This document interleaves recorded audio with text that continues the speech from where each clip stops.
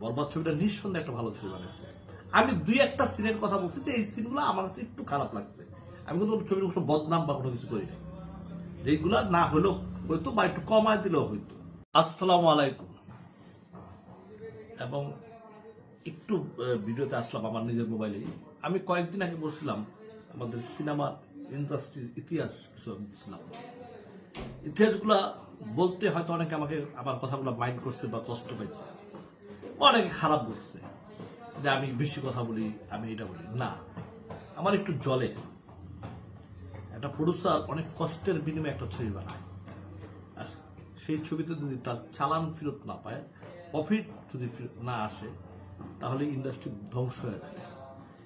এই যে আমি এখন ওনার ভিডিওটা আমি দেখলাম, ৭১ চ্যানেল সাক্ষাৎকারটা দিচ্ছে,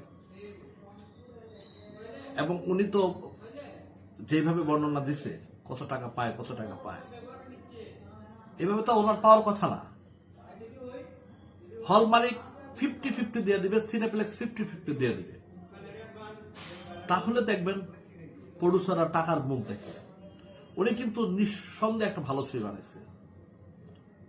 আমি চাই না এই প্রডিউসারটা হারায় যাক, যেমন আয়নাবাজির প্রডিউসার হারায় গেছে, ডাকা এডাকের প্রডিউসার হারায় গেছে। ভালো ছবি বানাইছিল ওগুলা। বরবাদ ছবিটা নিঃসন্দেহে একটা ভালো ছবি বানাইছে। আমি দুই একটা সিনের কথা বলছি যে এই সিনগুলো আমার কাছে একটু খারাপ লাগছে।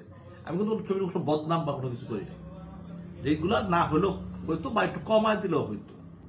আজকে দেখেন আমার কথাটাই আজকে উনি প্রডিউসার, আমি ৪-৫ দিন আগে বলছি, উনি ৪-৫ দিন পরে বলছি।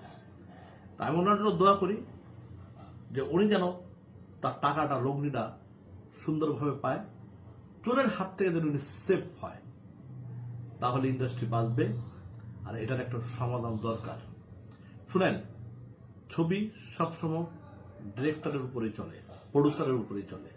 হয়তো এটা আপনার আমার মাইন্ড করতে হবে, কিন্তু এটাই চরম সত্য কথা। লস করলে প্রডিউসারই করে, কষ্ট পাইলে ডিরেক্টরই পায়। Thank you. আসসালামু আলাইকুম।